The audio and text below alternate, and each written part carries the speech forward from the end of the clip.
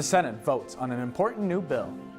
And later, an increase in crimes on campus has students on high alert. And the United States moves on. More cold weather is yet to come. This is DITV News at 8:30.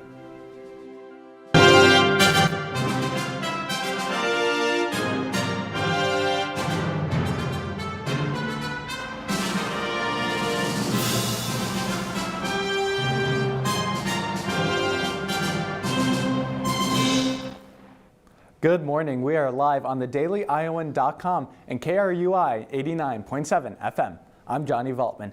Yesterday, the United States Senate voted to protect same-sex and interracial marriages through legislation to lead to a future bill protecting current legal marriages regardless of sex, race, ethnicity, or national origin. Reporter Abigail Kern is live outside campus with more.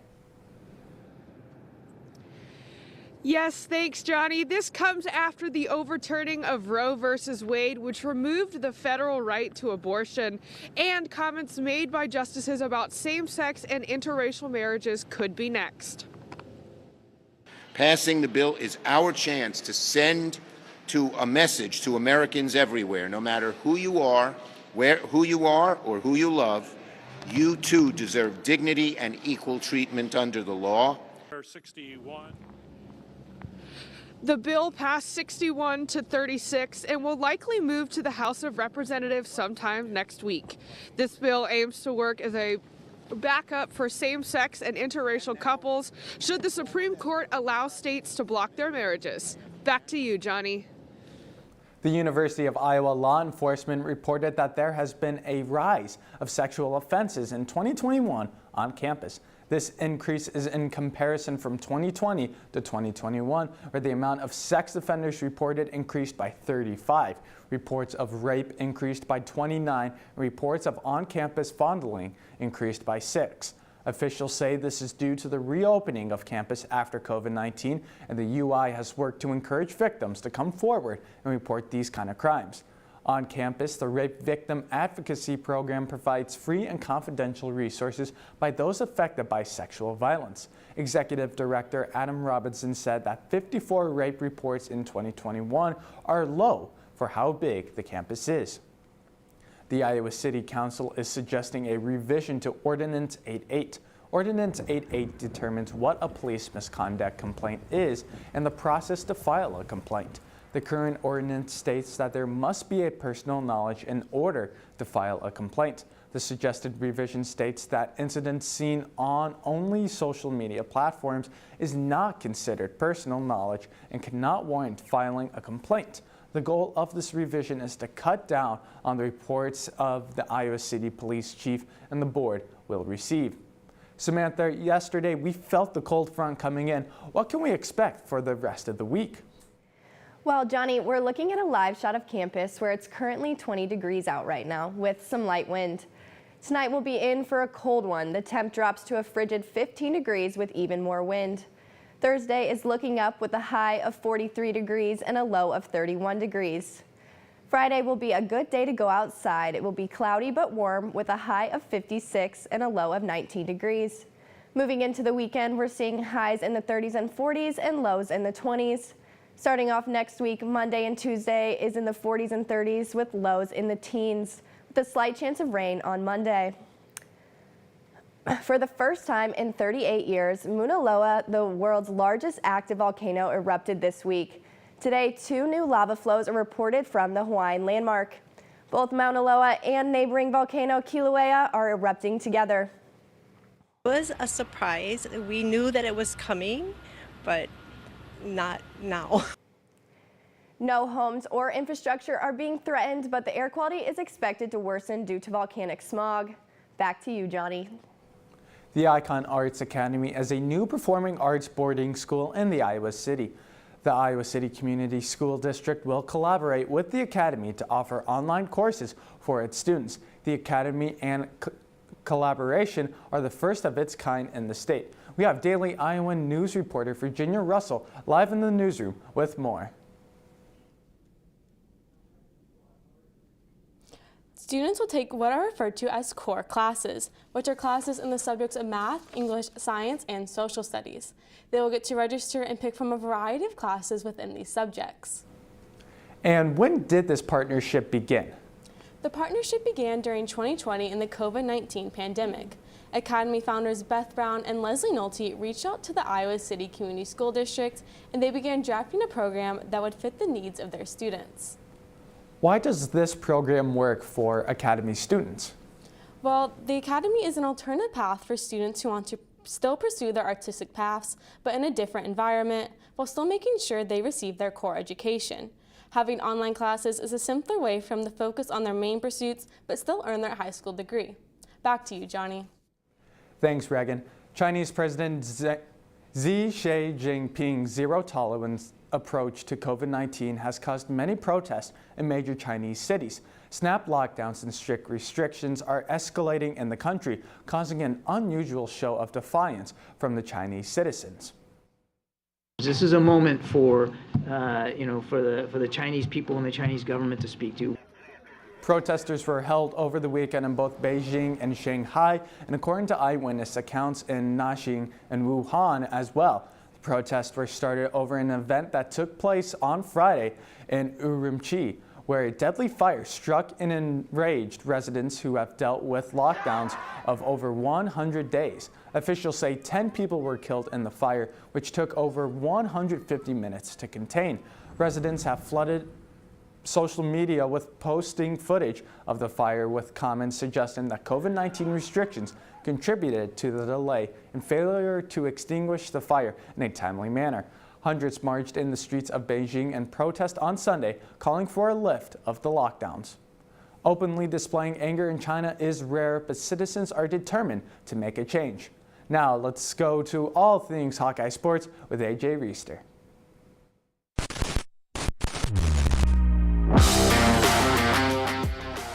Thanks, Johnny. Headline news for the Iowa Hawkeyes football team hit yesterday morning in Iowa City.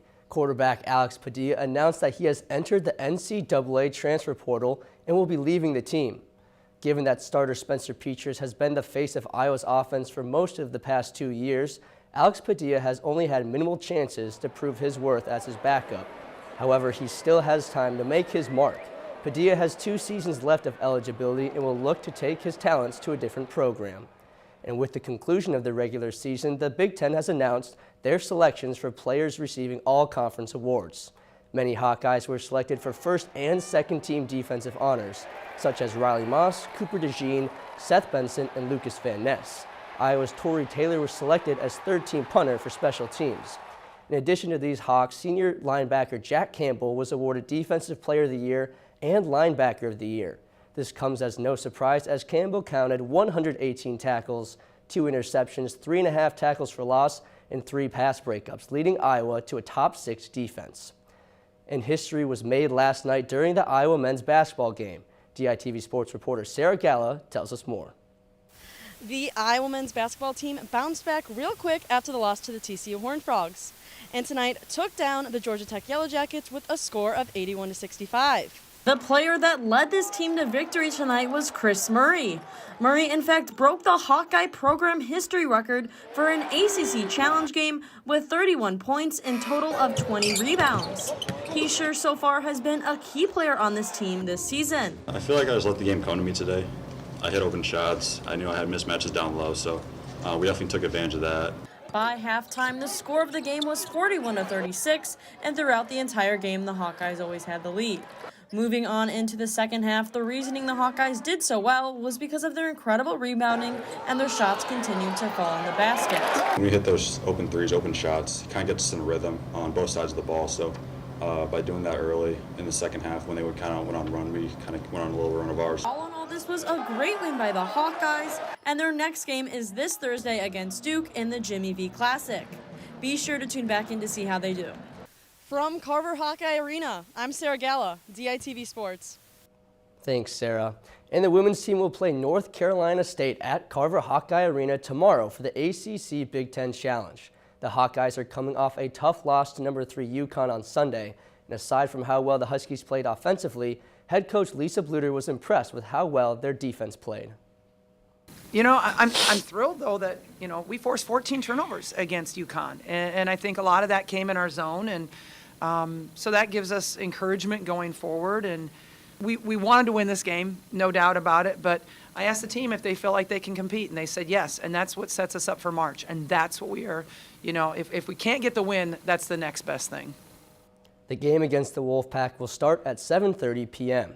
And the Iowa wrestling team is starting to prepare for the Corn Cyhawk series against Iowa State this Saturday. Both teams come into the matchup with 5-0 records and look to potentially gain the bragging rights in the state of Iowa. Throughout head coach Tom Brand's tenure, he has not lost to Iowa State in his 15 attempts. And while under his leadership, Iowa has had an average points per duel differential of 15.4 over Iowa State. And in total, the Hawkeyes 395 to the Cyclones 164. All-time, Iowa leads the series 66-16-2, and the last time the Cyclones beat the Hawkeyes in Iowa City was back in 2004. And the United States men's national soccer team will be advancing to the 16-team knockout round for the 2022 FIFA World Cup. Going into the matchup, Iran had 3 points versus the United States 2. Therefore, the United States couldn't afford a tie and had to win to finish second place behind England in the Group B pool. And that's exactly what they did. The nail-biting 1-0 victory for the United States over Iran punches their ticket for a chance to reach the quarterfinals at 1 p.m. Saturday against the Netherlands. The USA's lone goal came from their standout, Christian Pulisic. After sending the ball to the back of the net, he crashed into Iran's goaltender and was unable to play the second half. It was later revealed that he suffered a pelvic contusion as a result of the collision, putting his availability in question for Saturday's game. However, he reassured his teammates and USA fans that he will be ready for the knockout round match, posting a picture from his hospital bed with a smile. This is great news for the team as they will have a tough test against the Netherlands, who have posted 2 shutouts so far in the World Cup. Come back on Friday for more sports. Johnny, back to you. Thanks, AJ. Speaking of the World Cup, controversy surrounds the international event as it continues in Qatar. Days before the tournament started, Qatar banned alcohol sales around the stadium and within its perimeters. It's illegal in Qatar to drink and be drunk in public. Fans also questioned FIFA's judgment to host the world's second largest sporting event in a country that has an unpopular human rights record. Homosexuality is illegal in the conservative Muslim country, and FIFA warned some teams to not protest for LGBTQ+ rights. 7 European teams were planning to wear armbands with the phrase "One Love" to show their support for gay rights.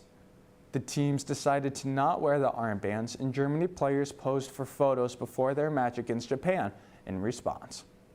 Migrant workers were also treated poorly, and the Qatar World Cup chief admits to 400 worker deaths during construction. No team have backed out of the World Cup due to these issues, but many around the world are upset with FIFA for following through with keeping the event in Qatar. Merriam-Webster Dictionary announced their 2022 Word of the Year. This year's word was gaslighting. Gaslighting is known as mind-manipulating behavior, misleading, and deceitful. This term came from the 1938 play and 1944 film, Gaslight. Gaslighting has also been present in politics recently. Over the year, there was 1,040% increase in searches for the term. Thank you for tuning in to DITV News and listening to KRUI 89.7 FM. Be sure to head over to thedailyiowan.com for all your latest news between Monday and Friday, and check out more of our content on thedailyiowan.com/DITV News. For DITV News, I'm Johnny Valtman. Have a great day.